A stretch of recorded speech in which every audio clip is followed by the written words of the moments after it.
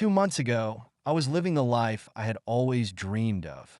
My wedding was planned for July, and I was engaged to the man I thought I would spend the rest of my life with.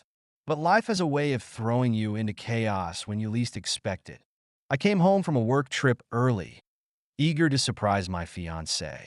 What I found instead was him in bed with my best friend's sister. In an instant, my world shattered. I didn't scream or cry. I just stood there numb.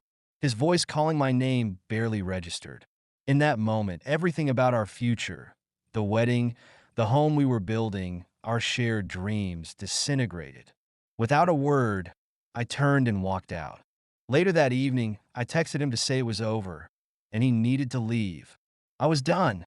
Canceling the wedding was the first of many steps in reclaiming my life.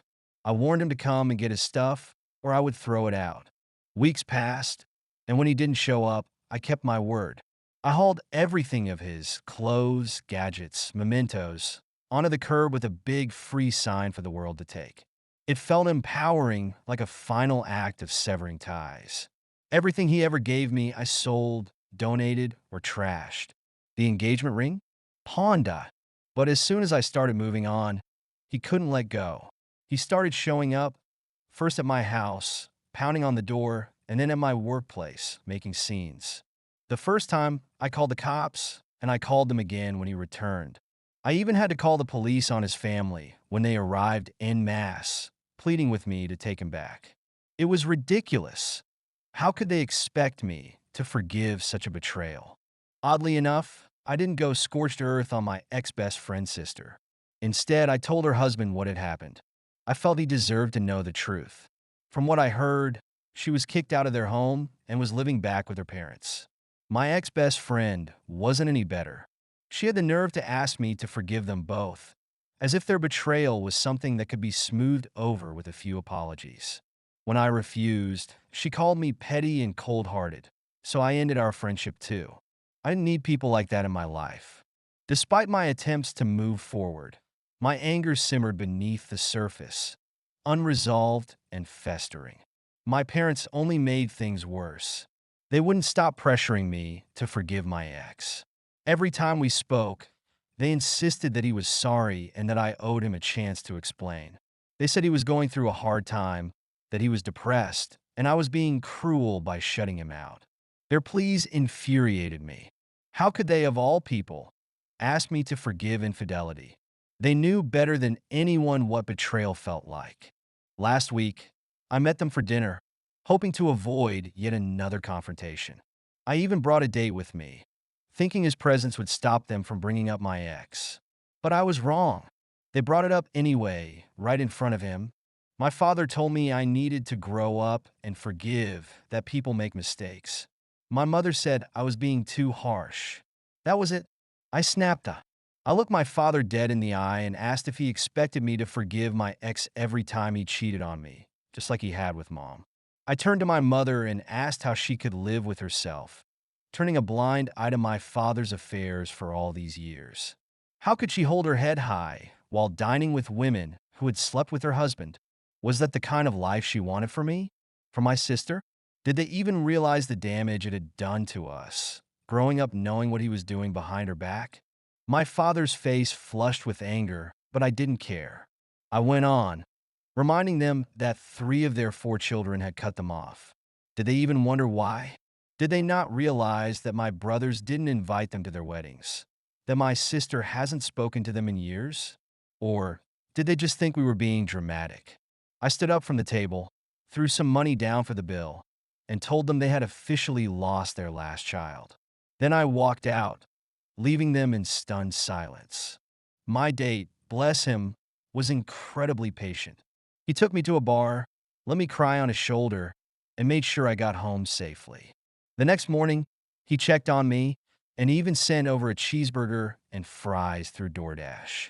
I hadn't blocked my parents, but I hadn't heard from them either. It's been a week since that dinner, and though I've calmed down, I can't stop replaying the moment in my head. The look on their faces when I told them goodbye haunts me. Despite their faults, I love them, and knowing I hurt them like that fills me with guilt.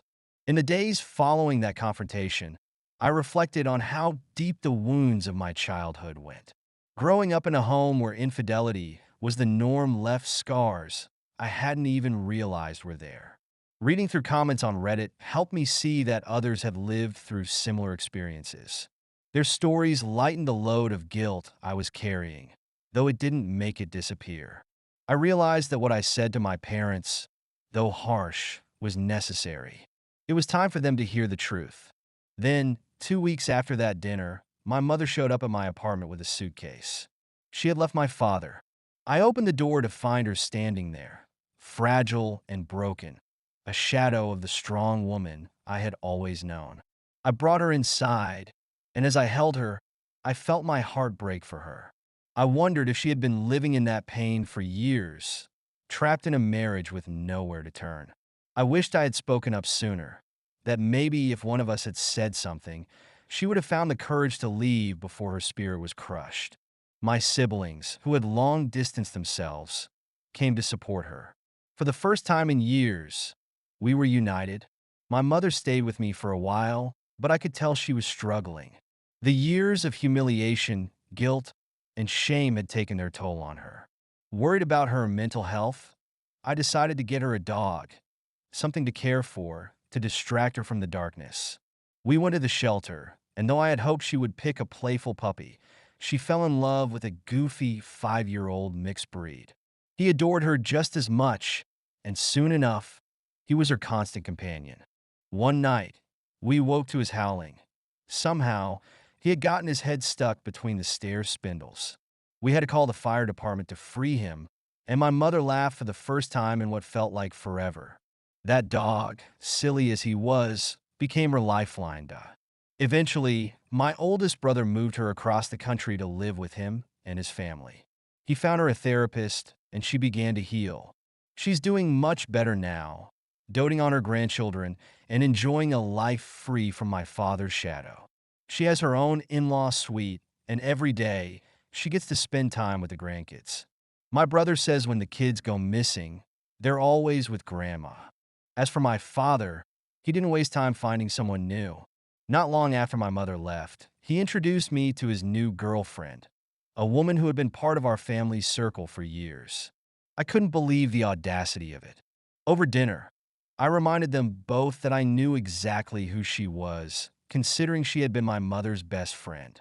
That dinner was as awkward as it sounds, and afterward, my father called me to express his disappointment in me. We argued, and I ended up blocking him. A month later, he showed up at my door, telling me he didn't want to lose me. And despite everything, I still love him. He's my father. We've had a few pleasant outings since then, and though I'm cautious, I'm hopeful that we can maintain a relationship on my terms. I also took the advice many of you gave me and started therapy. It's been one of the hardest things I've ever done, but it's helping. Unpacking years of trauma is excruciating, but I'm learning how it all shaped me, how it led me to where I am today. The process is slow, and some days it feels unbearable, but I'm committed to healing. As for my date, the one who stood by me through all of this, well, we've grown closer. He's met my family, and I've met his. His grandparents have welcomed me with open arms.